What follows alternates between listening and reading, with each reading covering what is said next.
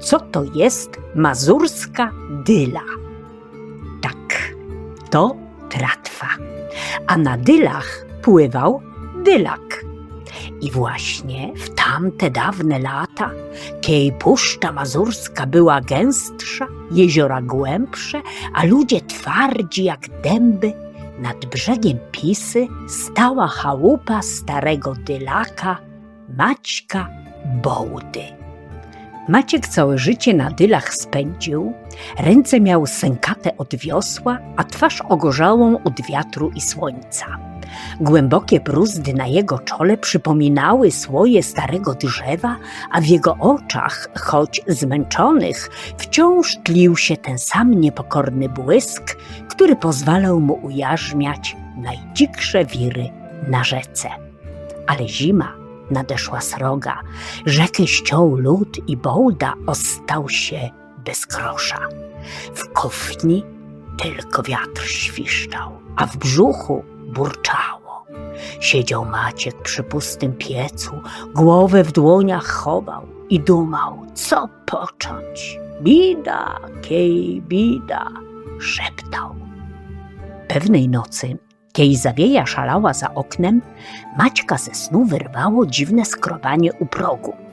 Wyjrzał, a tam w sieni stoi kura, ale nie taka zwykła, nie podwórkowa, czarna jak smoła, smuknięta, chuda, z nastroszonymi piórami, a oczyska jej płonęły jak dwa węgliki w piecu.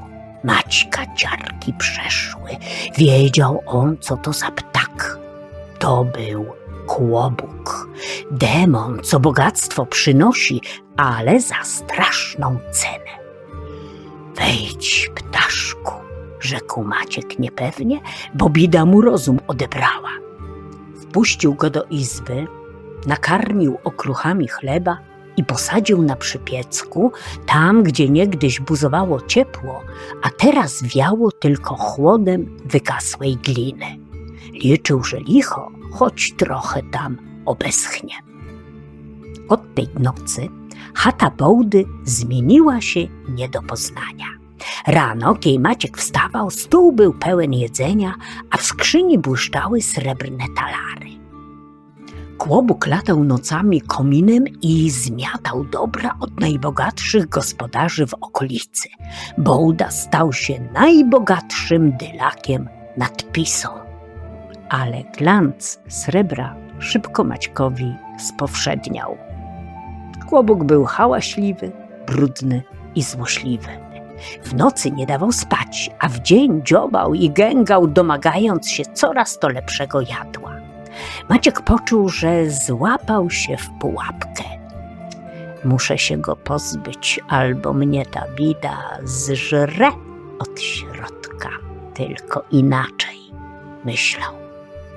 Bogactwo od diabła wzięte rzadko kiedy szczęście przynosi. Maciek Bołda, choć skrzynię miał pełną, serce miał puste i pełne strachu. Kłobuk, kiej się już w domostwie zadomowi, niełatwo go wygonić.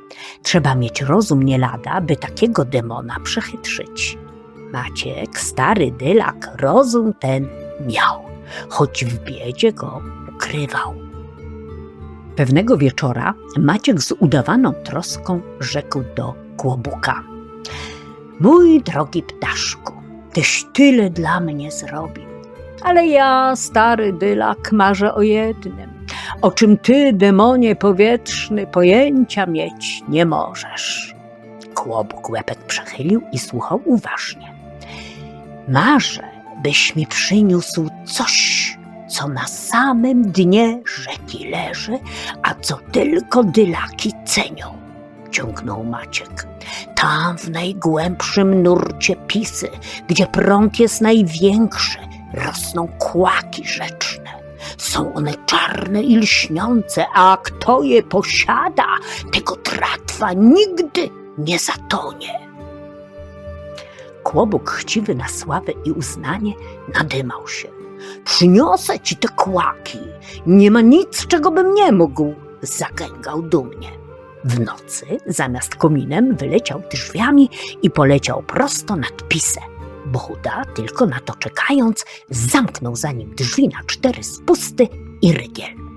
Przez 3 dni i 3 noce Maćka z chaty nie było widać. Za to sąsiedzi opowiadali, że nad Pisą, w miejscu, gdzie rzeka najmocniej rwie, widać było czarną smugę, co raz po raz wpadała do wody i wynurzała się ze wściekłym skrzekiem.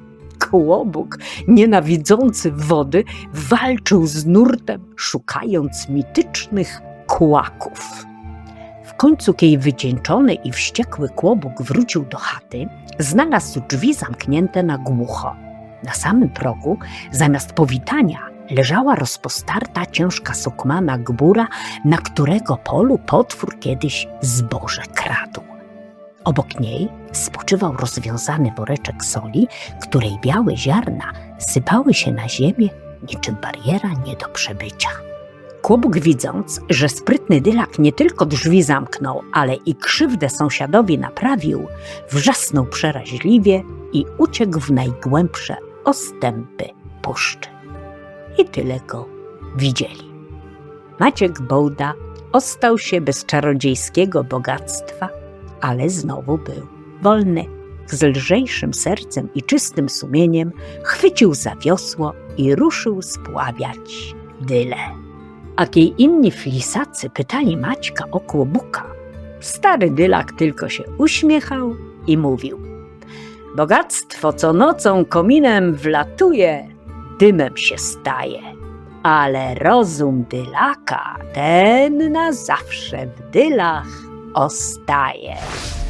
Jeśli ci legendy Słowian miłe, w opis wejrzyj, dobre słowo napisz, a i kawą uracz uraczyć, jeśli łaska.